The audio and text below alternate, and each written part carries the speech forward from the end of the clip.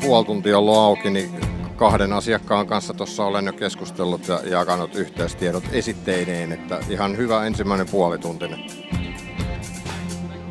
No yllätti kyllä meidät silleen, että on näinkin paljon porukkaa, yrittäjiä paljon ja sitten musiikit on hyvät ja tälleen, että ihan hyvä tunnelmakin on.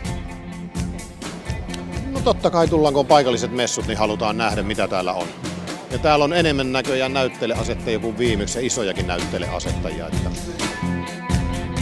Meitä kiinnostaa heinolaiset yrittäjät, mitä Heinolassa tapahtuu tänä päivänä. Sitten se, että käytetään tätä Vierumäen areenaa tässä, niin se on musta hyvä. Tuossa Säletissa niin olen viettämässä viikonloppua ja kun tässä vieressä on, niin ihan ajattelin käyttää hyväkseni.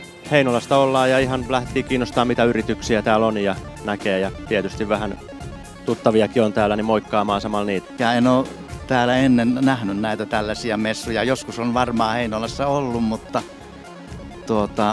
en ole käynyt niissä. Halutaan tulla sinne, missä ihmisiä sitten on, niin täällä on helppo lähestyä ja kertoa niistä asioista, mitkä mieltä painaa. Toki tietysti esitellään kalustoa ja kerrotaan meidän ammatista rekrytointimielessäkin. No oikein positiivinen kuva, että hyvät ne oli viime vuonnakin ja nyt näyttäisi, että on vähän isommat vielä kuin viime vuonna.